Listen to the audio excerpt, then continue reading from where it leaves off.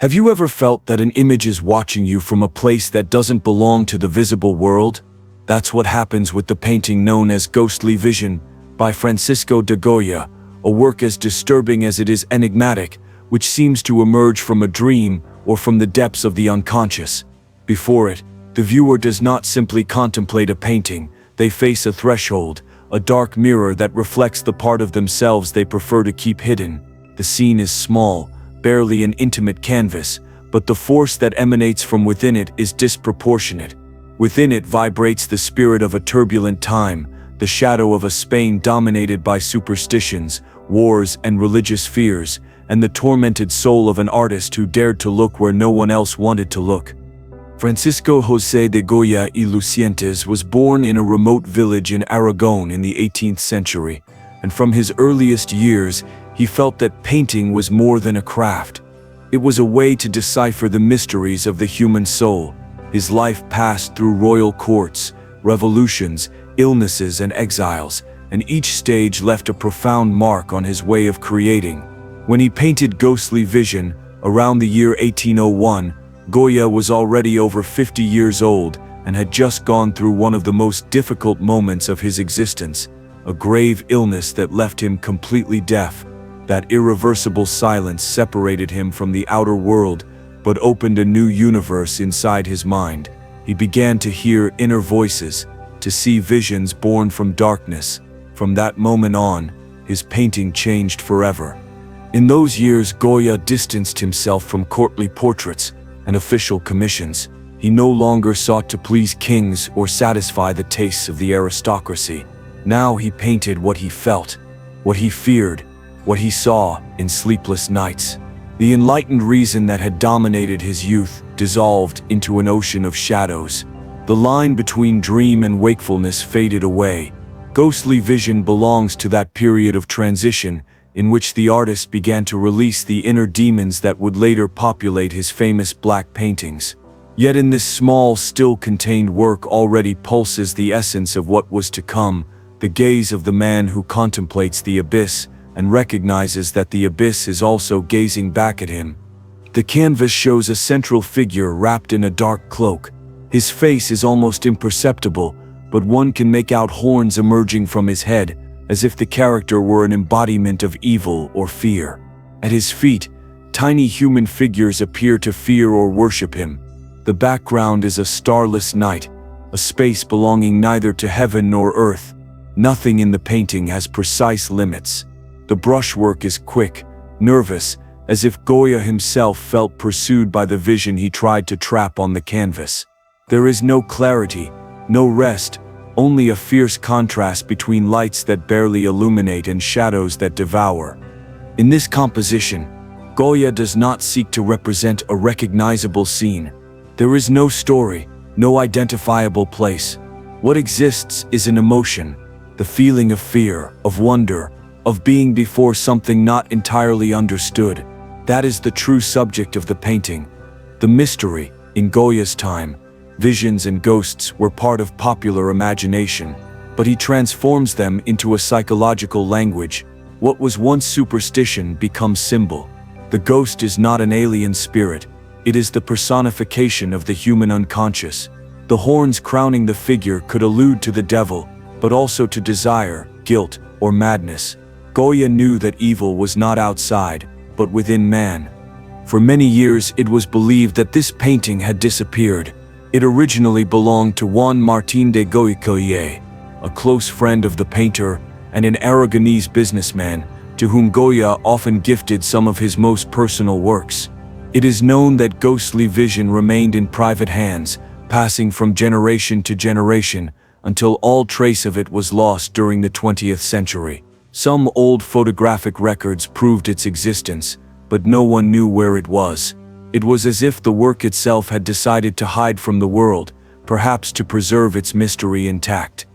Only in the year 2018, nearly 90 years after its last documented appearance, art historian Arturo Anson Navarro announced its rediscovery in Zaragoza.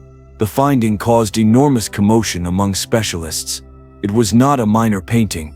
but a key piece for understanding Goya's evolution toward the expressive darkness that would characterize his later works. The piece was authenticated after rigorous technical studies and became part of the Camon Aznar Museum, where it can now be contemplated in all its somber splendor. Technical analysis revealed that Goya had worked with absolute freedom. There is no visible preparatory drawing, no grids, no trace of planning.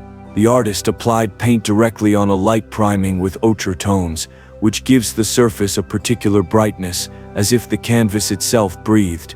The pigments are simple, but the effect is powerful. The limited palette, blacks, browns, grays, and ochres, reinforces the sense of nightmare. This way of working anticipates what he would later do in the black paintings, where color disappears to make room for pure emotion. Interpretations of ghostly vision have generated multiple readings. Some see in it a representation of the devil observing humanity.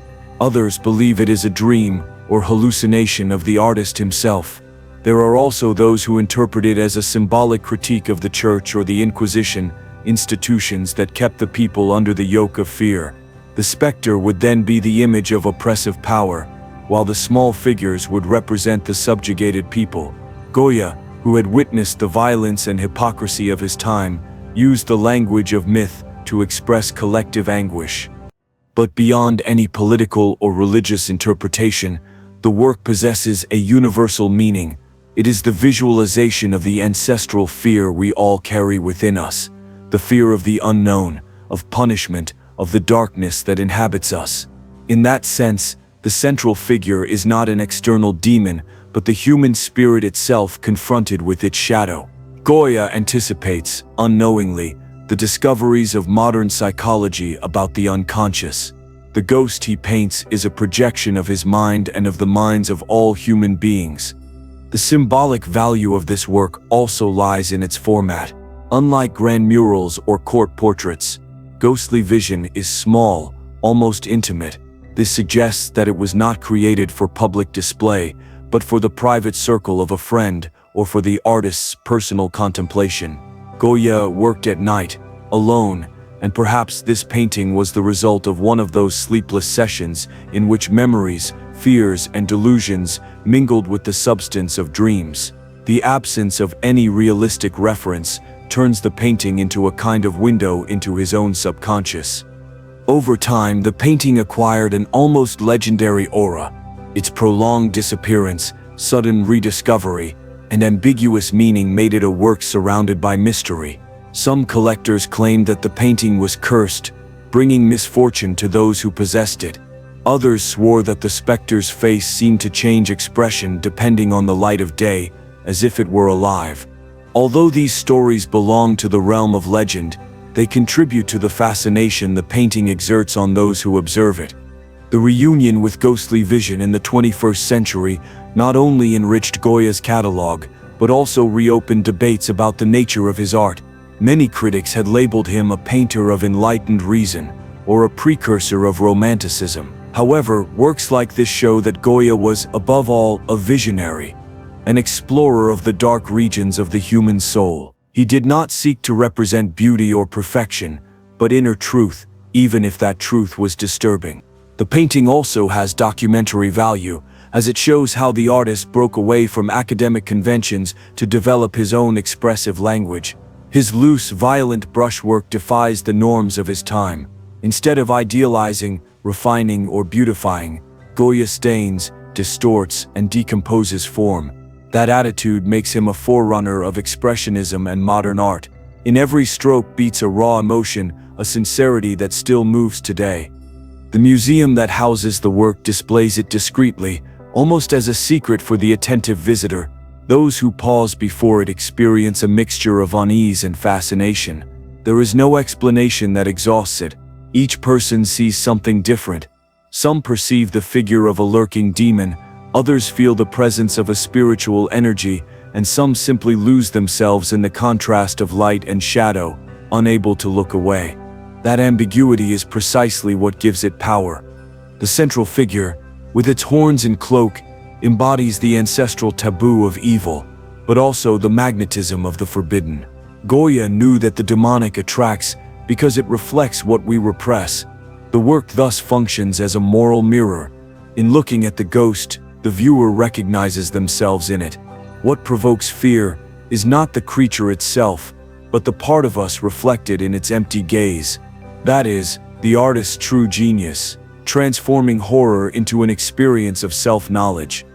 Although there are no records of public scandal related to this painting, its theme and tone placed it on the margins of what was acceptable.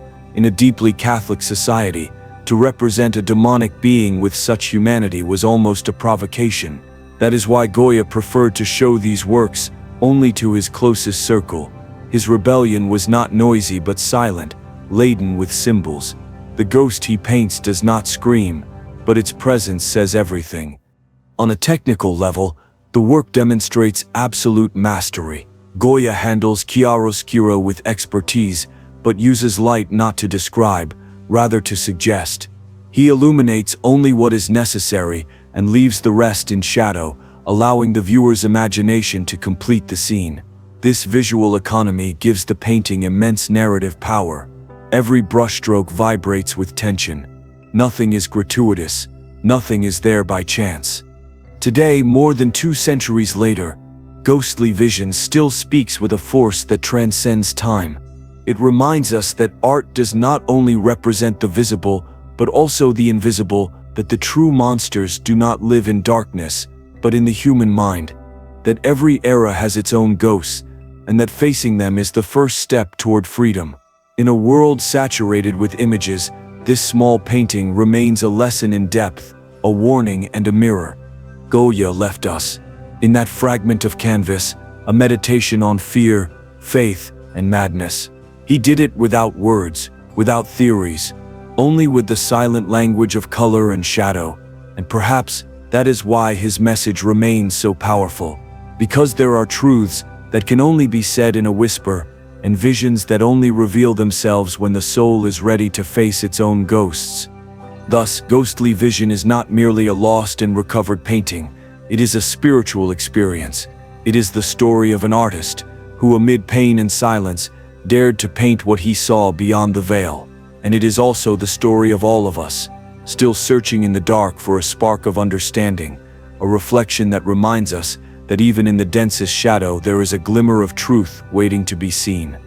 At its core, what Goya shows us in this work is not a simple portrait of evil but a confession. The ghost emerging at the center of the canvas is the embodiment of his own doubts, his broken faith, his despair before a world where reason had failed. In his youth, he believed that human progress would bring justice and balance, but war, corruption, and violence disillusioned him. Ghostly Vision is his silent cry before that disillusionment. It is the moment when the enlightened man realizes that monsters do not disappear with the light of science, they only change shape and hide inside every human being. Contemplating it today, we understand that Goya was not merely a painter of horror, but a witness of the invisible. In each of his works, from the Capriccios to the Black paintings, he set out to reveal what society refused to see: madness, violence, fanaticism, death. Ghostly Vision anticipates all this with extraordinary subtlety. There is no blood or screaming, no torture or war, and yet the viewer feels a chill. It is the sensation of standing before a revelation. Goya understood that the deepest fear is not caused by external creatures, but by realizing that we ourselves can become those creatures. The painting survived time as a testament to that vision. Its surface resonates with the echo of an artist unafraid to confront his own shadows. Perhaps that is why the work seems alive. Its texture breathes, its darkness moves, its light flickers as if from an ancient fire. Everyone who looks at it receives a different impression, but all agree there is something hypnotic in its presence. It is as if the painting kept a secret, a truth that cannot be spoken in words. That is Goya's magic, to paint what cannot be explained. Modern studies have tried to decipher the exact meaning of the specter, but perhaps the greatness of the work lies in its ambiguity.